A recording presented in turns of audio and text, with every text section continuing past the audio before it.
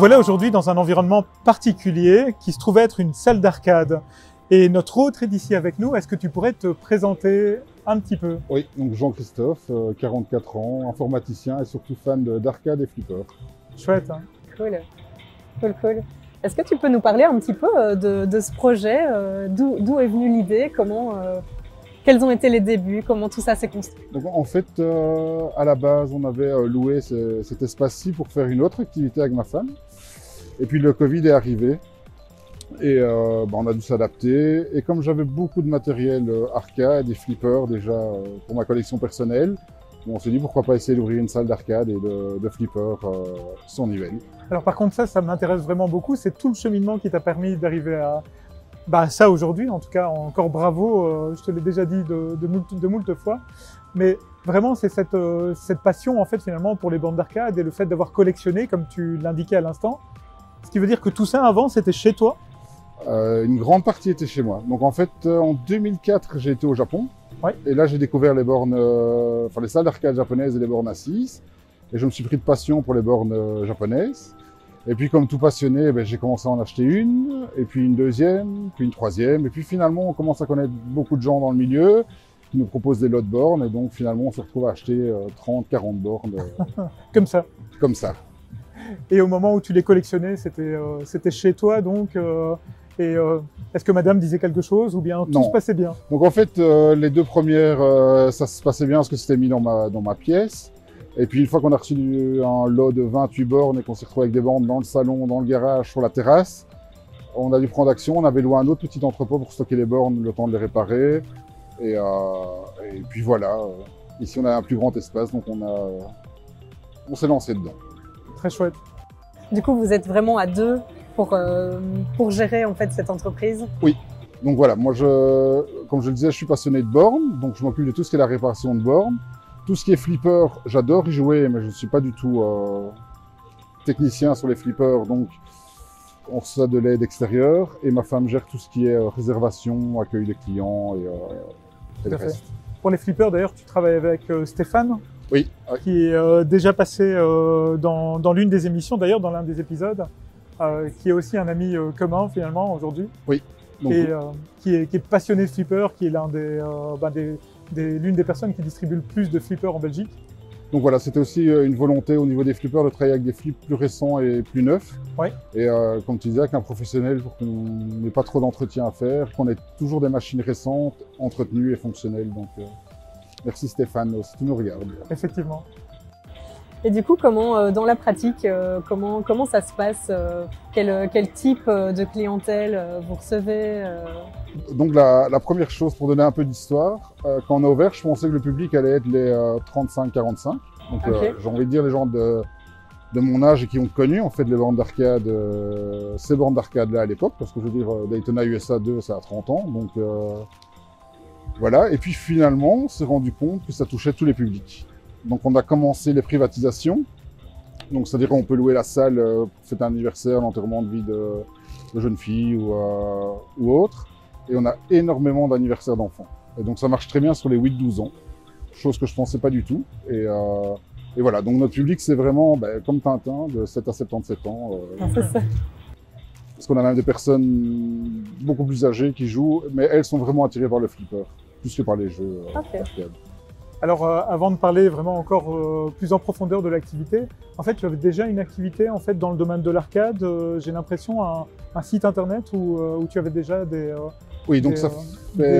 choses à vendre autour de l'arcade. Quelques années que j'avais lancé un site internet. Donc à la base de nouveau, c'était une passion. Oui. Les bornes, elles ont 20, 30 ans. On a parfois des difficultés à retrouver des pièces originales. Donc en fait, j'ai fait des repros de certaines parties des bornes, comme les autocollants, des porte-clés, ainsi de suite.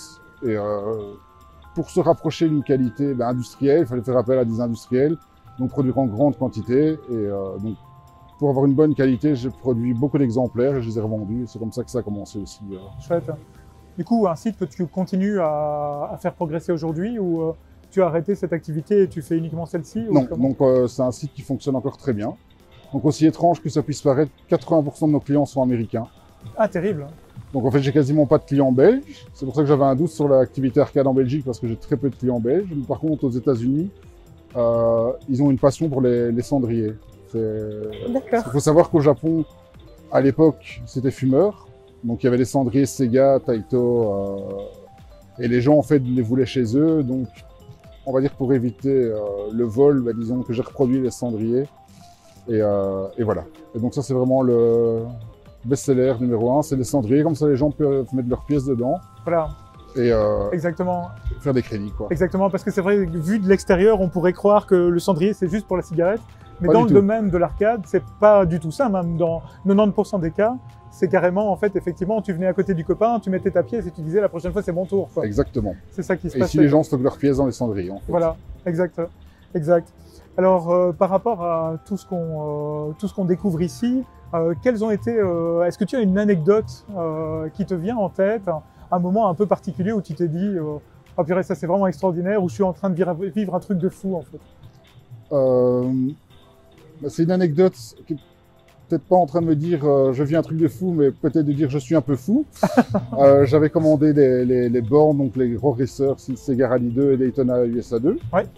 Et quand le livreur est venu, il est venu avec un camion sans haillons. Donc il faut savoir que ça fait à peu près 300 kg la borne. Et on s'est demandé comment on allait descendre la borne, les bornes du camion. Et finalement, notre voisin nous a aidés. Ok.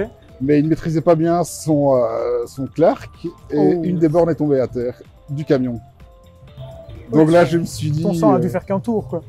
Disons, comme j'étais coincé entre le camion et la borne, je n'ai pas trop pensé à ça. Mais voilà, c'est pour dire que quand on a des grosses bornes comme ça, il y a toujours des anecdotes. Parce que ne fût-ce que les faire livrer, c'est une aventure, quoi. C'est certain. J'imagine. Ouais. Et est-ce que dans le public, vous essayez aussi d'attirer un peu des entreprises? Oui, donc déjà, comme je disais, nous on avait commencé par une ouverture libre, donc pour que tout le monde puisse venir. Ouais. Ensuite, les privatisations pour les particuliers. Et ici, on a remarqué qu'au niveau des entreprises, c'est quelque chose qui prenait très bien, parce qu'on a déjà eu quelques-unes. Et les gens, en fait, adorent venir ici. Parce que, première chose, je pense qu'ils sont tranquilles. Comme l'endroit est privatisé, il y a une vraie tranquillité d'esprit. Les gens sont entre eux, aucun risque de déranger, parce que nos voisins, Tout à fait. ils sont pas embêtants, voire absents. Et donc voilà, donc on essaie d'attirer les entreprises. Parce que bon, j'ai été employé aussi et je sais que les team events, ça soude vraiment bien les gens. Et malgré tout, pour les team events, je crois qu'il faut quand même des événements qui soient fun. Exact. Tiens, justement, pour rebondir là-dessus, en fait, tu dis justement en fait que du point de vue de certains employés, ça pouvait être un peu rébarbatif, en fait, certaines team events, c'est ça que tu disais ou disons que parfois c'est intéressant comme feedback. Non, mais je veux dire, j'ai fait des team events dans le passé et souvent on essaye d'introduire une notion un peu reliée au travail. Je trouve que ça perd un peu la notion de faire connaissance avec les autres. C'est ça. Au moins ici, l'avantage, ça reste du jeu, mais du jeu coopératif. Donc, je veux dire, on apprend à faire connaissance avec ses collègues quand même, parce que je crois que c'est ça le but, c'est de souder les gens. Et puis, comme il y a l'occasion de boire un petit verre, les gens sont toujours plus détendus avec un petit verre, quoi.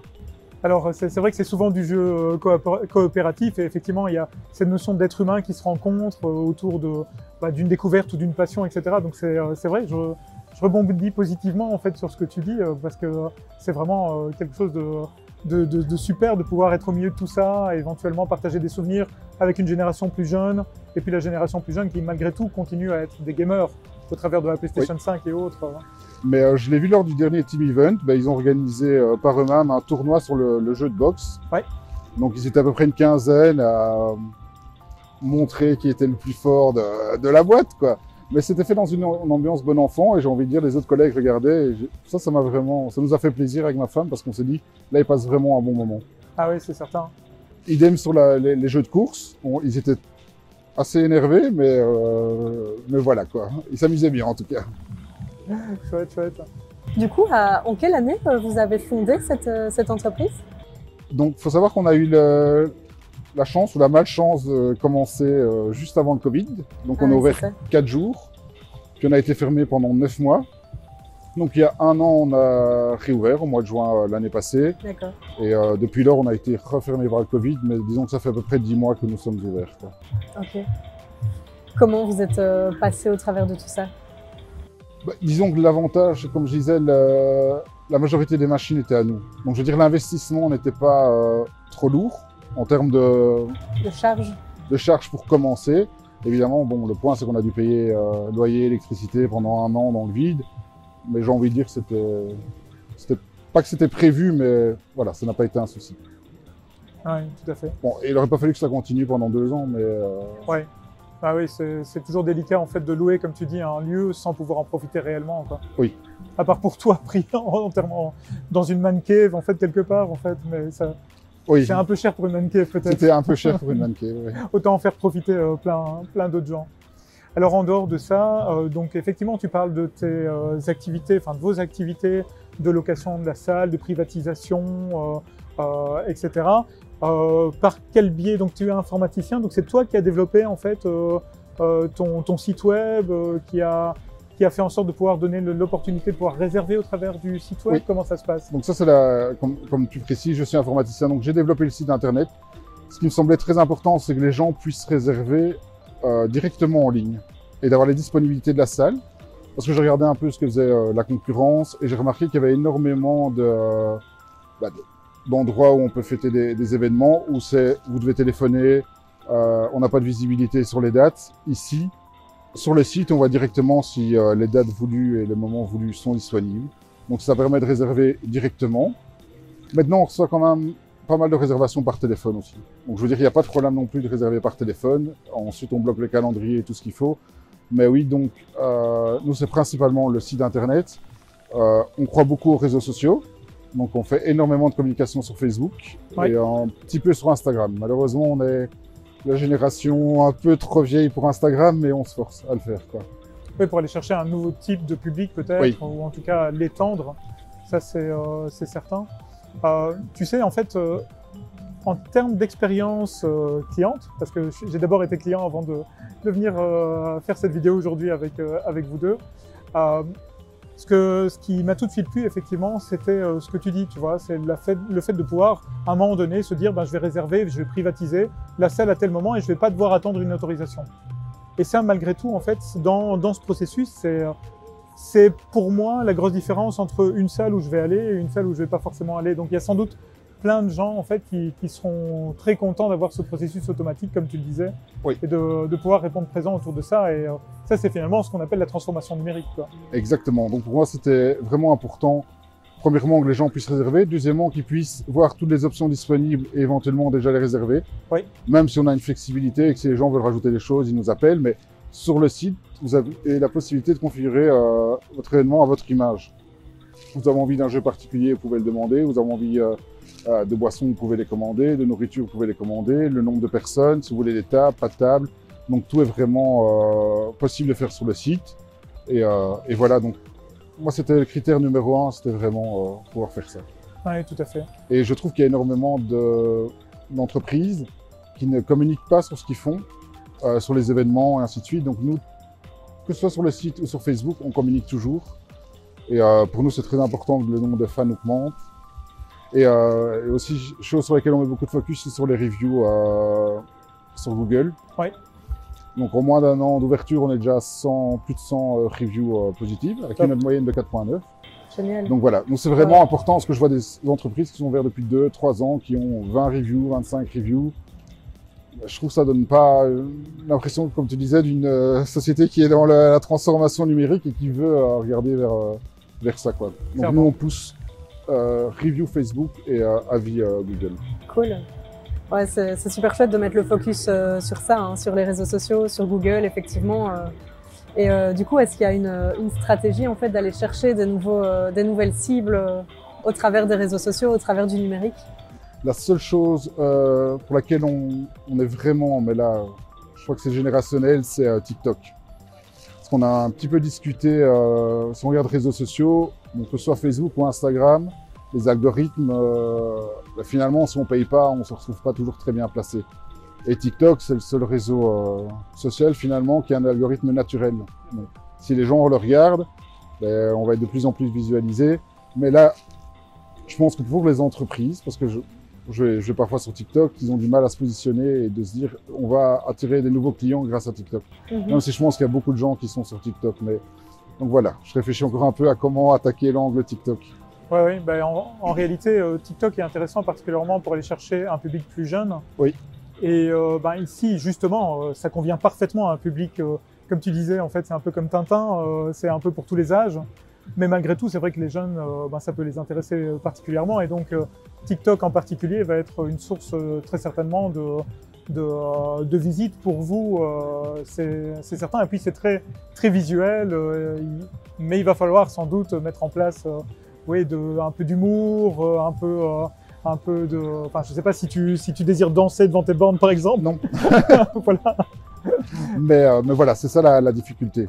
Parce que comme je dis, sur Facebook, c'est un média qui est devenu plus traditionnel, donc communication classique, Yes. événements, concours et ainsi de suite. Instagram, c'est déjà un peu plus difficile parce que c'est principalement du visuel, donc c'est dur d'accrocher les gens. Après, vous avez un monde qui est quand même très visuel, quoi. Oui. Et qui permet ce côté esthétique, avec des couleurs qui pètent.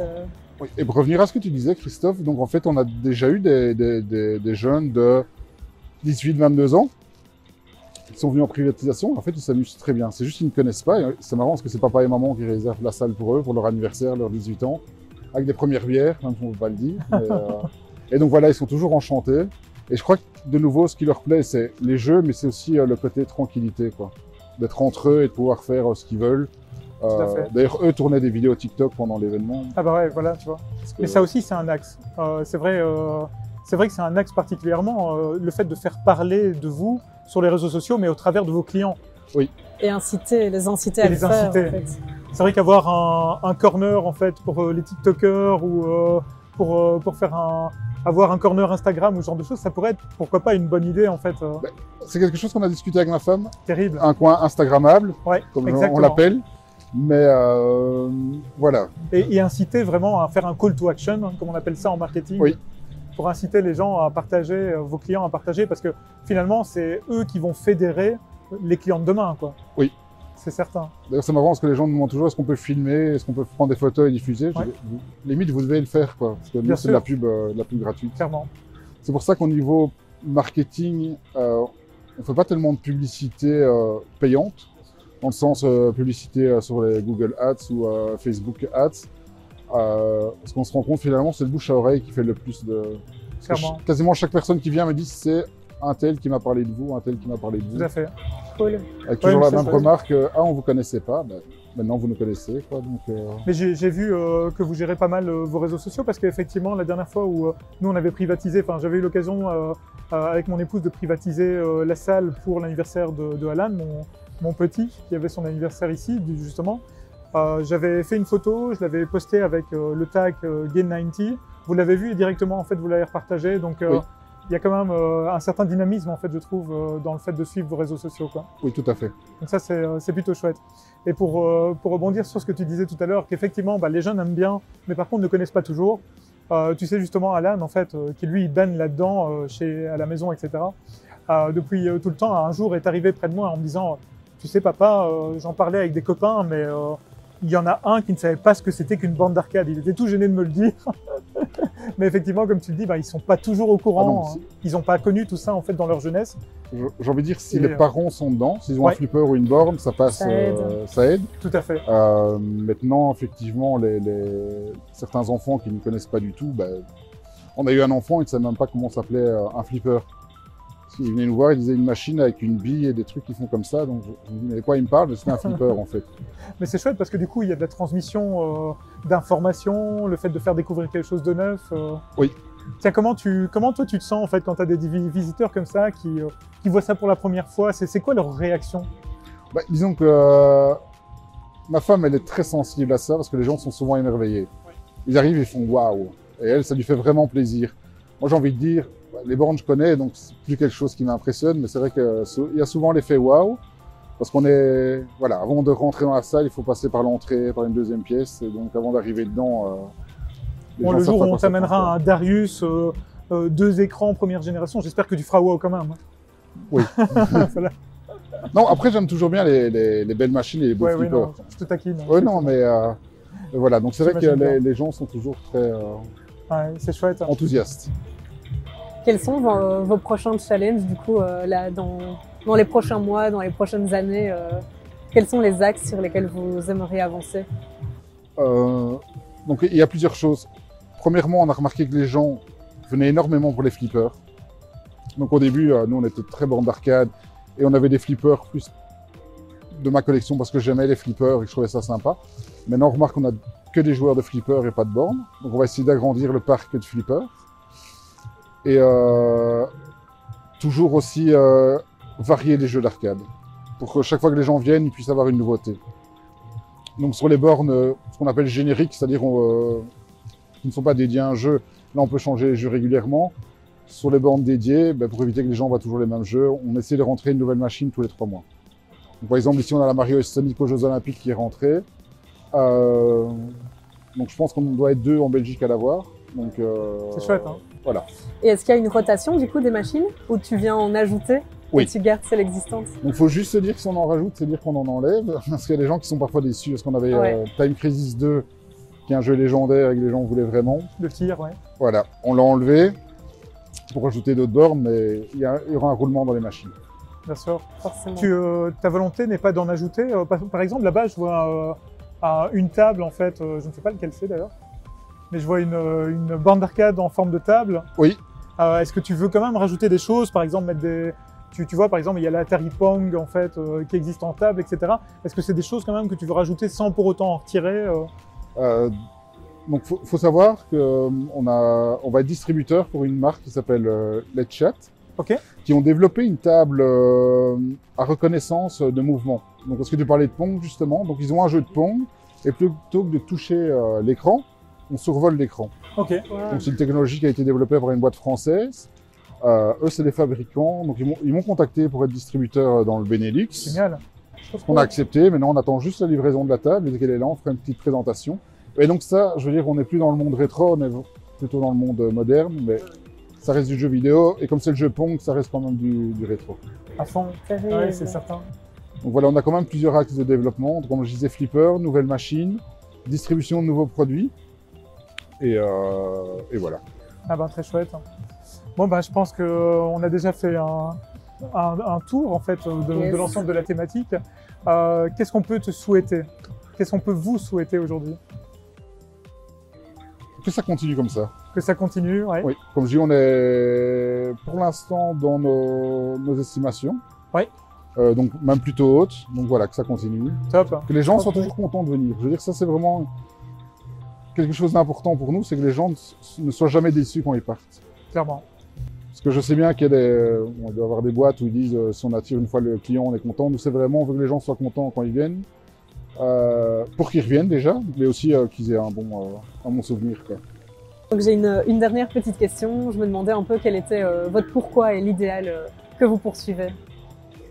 Donc, je vais répondre pour moi, hein, pas pour ma femme. Donc moi, j'ai été employé pendant 20 ans et je voulais travailler pour moi. Donc je me suis dit quoi faire. Je me dis j'ai une certaine expertise dans l'arcade, donc on va commencer par ça. Je vais être honnête, j'ai encore d'autres projets personnels.